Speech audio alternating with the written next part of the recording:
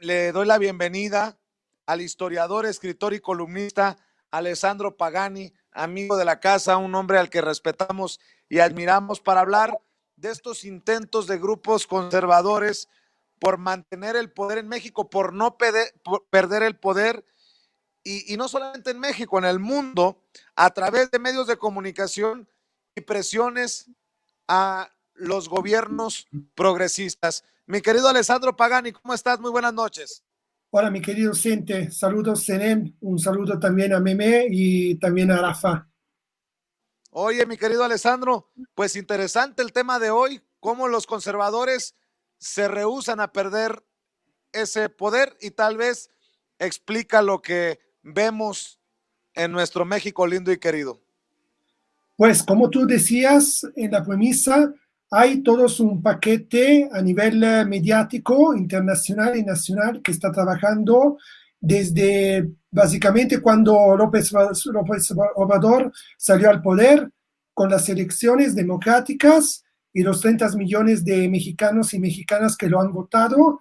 Ha empezado esta guerra mediática contra la 4T. Y lo veamos básicamente en lo que ha pasado en estas últimas 2, 3 semanas, donde en solo 15 días se ha recopilado más de 2.7 millones de firmas que ustedes de Sin Censura han hecho hincapié en forma maravillosa. Y también hubo una movilización dentro de esta recopilación hacia el apoyo total hacia el propio presidente López Obrador. Y no solo eso, sino la necesidad histórica, política por parte del pueblo mexicano, el pueblo trabajador mexicano, que pide a fuerza que vengan juzgados estos criminales de guerra que fueron los expresidentes de México, por lo que hemos acabado de escuchar, por los sobrevivientes de Ayotzinapa, por todo lo que Senen estaba comentando sobre Aguas Blancas, sobre Acteal, sobre el 68 y 71, es decir, la guerra sucia. Y entonces estos medios de comunicaciones hacen parte de esta guerra bajo perspectivas diferentes. Lo que están haciendo hoy día es hacer énfasis sobre una movilización inexistente, que es la movilización de las carpas, donde no hay nadie dentro, y lo hacen ver para poderlo mostrar a los medios de comunicaciones y a los periódicos internacionales, para decir, ahí, allá en México hay un dictador, hay un presidente, López Obrador, que es un dictador, la gente está cansada, es la misma política que han hecho en todos estos últimos 20, 30 años, desde la guerra contra la antigua Yugoslavia, pasando por Siria, Líbano, Libia, etcétera, etcétera. Veamos cómo estos medios de comunicaciones se volvieron vanguardia de fuego de intereses imperiales como la grande financia, la grande burguesía imperialista a nivel mundial, y que todos los días nos hacen comentarios sobre un México que evidentemente quien lo vive, como yo, como tú, Vicente, no existe, en el sentido de que hay un cambio de paradigmas por parte de este gobierno que está intentando solucionar problemas que son a la vez más grandes del mismo gobierno. O sea, estamos hablando de un Estado criminal que se ha creado, se ha construido sobre una guerra sucia, sobre el fortalecimiento del narcotráfico como vanguardia contra los pueblos de Centroamérica, en lo que fue la guerra contra el sandinismo, por ejemplo, en Nicaragua, la guerra de los contras, el financiamiento de los narcotraficantes mexicanos en dicha guerra. Y esto es lo mismo que veamos pasar cada vez que veamos hablar de Irán, que veamos hablar de Líbano. Por ejemplo, en Irán salen mujeres que vienen, que le disparan en la cabeza, pero un mes después las mismas, que son actrices, salen en Londres públicamente, o sea que son vivas o han resucitado. Evidentemente ese es poder que tienen también los medios de comunicación. Así que es importante repostular también lo que decía José Martí sobre la cuestión de que hoy la batalla debe ser no solo una batalla de contrainformación, sino que lo que hacen nuestros adversarios, nuestros enemigos, es que ellos de pensamiento es la guerra que se nos libra, y que lo que tenemos que hacer nosotros es ganémosla a fuerza de pensamiento. En este sentido, yo me siento en el deber como historiador, como escritor, como analista político, de decir que esto es el momento en el que ¿dónde están estos 2.7 millones de personas que han recopilado las firmas?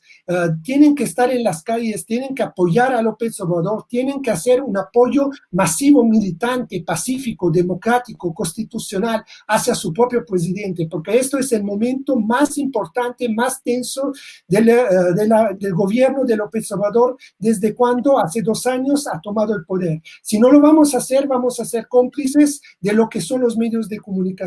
Lo que tenemos que hacer es apoderarnos de todos los medios de comunicaciones posibles en las redes sociales, a través de Twitter, a través de Facebook, a través de todos los medios como YouTube, multiplicar la presencia de youtuberos, la presencia de activistas que hacen contrainformación, porque hay que construir un frente de ideas, un frente democrático, antifascista, porque lo que está haciendo Frena no es casual que también salen las feministas, que yo respeto mucho la lucha de las feministas, porque yo también tengo madre, yo también tengo esposa, no tengo hermana, pero tengo muchas hermanas, que es el pueblo mexicano.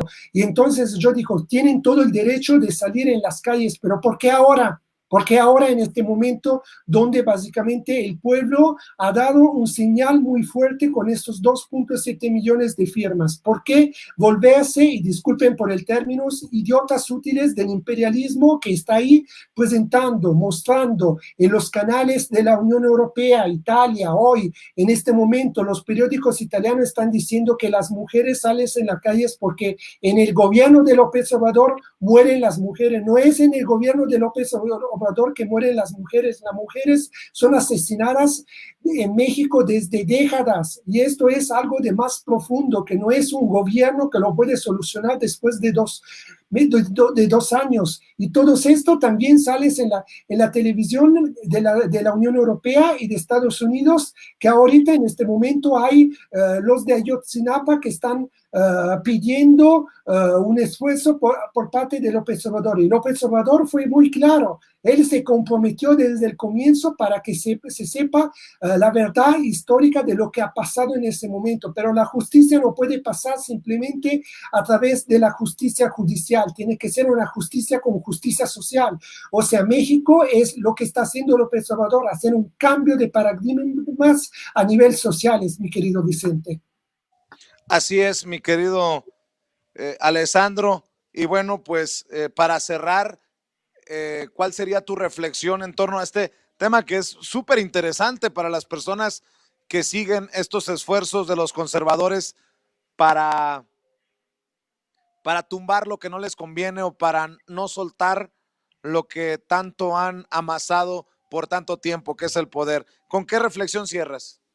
Pues yo cierro en el sentido de que el señal que se ha dado con estos 2,7 millones es también ver cómo un pueblo que nunca ha dormido, que siempre ha estado despierto, pero que ahorita con este gobierno tiene la posibilidad de construir una unidad nacional popular dentro de México para enfrentar todas estas problemáticas que son el conservadurismo que hay en México y todos estos medios de comunicaciones que obviamente no quieren perder su propio chayote, como tú lo dices y lo evidencias muy bien en todas tus transmisiones. En ese sentido, lo que está haciendo el pueblo mexicano es algo de que yo no soy lo que va a decir lo que se tiene que hacer, sino que yo estoy aprendiendo mucho de lo que son las luchas que se están dando en México en estas semanas. Y es importante hacerle énfasis, hacerle hincapié todos los días, no olvidar de estos 2.7 millones y ojalá que estos 2.7 millones